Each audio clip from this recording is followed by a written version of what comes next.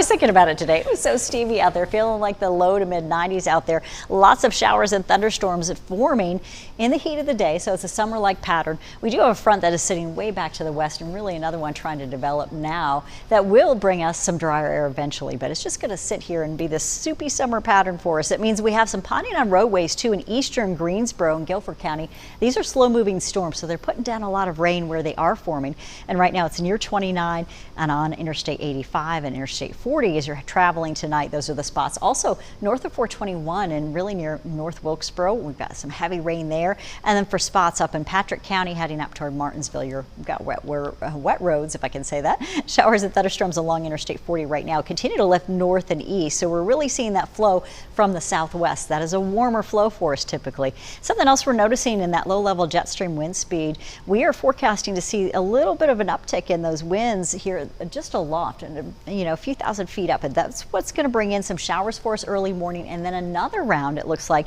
possible for late afternoon and evening tomorrow. So that could enhance some of those showers and thunderstorms. Not yet talking about severe risk, but really just talking about that threat of better rain chances tomorrow. Also, we've seen some small hail, it looks like, in some of these thunderstorms. Now, these storms were pretty big. We'll take a look at those reports, but it does look like we had some hail trucks coming up in this zone from McLeansville just within the last 30-40 minutes. I was noticing some returns here. Greasing Crossroads also just to the east along Interstate 40 between there and Burlington and near Elon. We've got some heavy rain coming for you, and you can see that spin up here in those areas of white. That's where our hail is along 29. So likely small hail, certainly small enough below the severe risk. Now that southwest flow continuing to bring in some showers in northern Patrick County. So you see how this is going. We're just getting the heat of the day storms, a little bit of that lift coming from storms aloft too. Brought in more than a half an inch in Boone and about 2/10 of an inch in Greensboro so far. Pockets of around Mount Airy and mountains have seen 1.5 inches within the last 3 days. Other folks have only gotten 1/10 to 2/10. I only had a sprinkle, I think, in my garden. I've been trying to figure out how do I get the water just right in the gardens over the last couple of days. It's a little bit confusing. Did we see enough rainfall?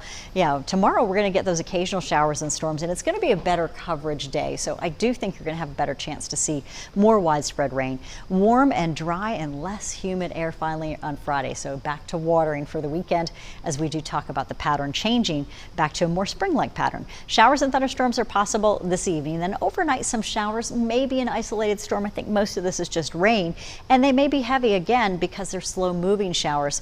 We've got temperatures out there in the 60s to mid 60s at that, and then throughout the day 70s, returning back into the low 80s for the afternoon. I think it's going to be hard to get into the upper 80s with the amount of cloud cover we have tomorrow and the more widespread rainfall that we're anticipating.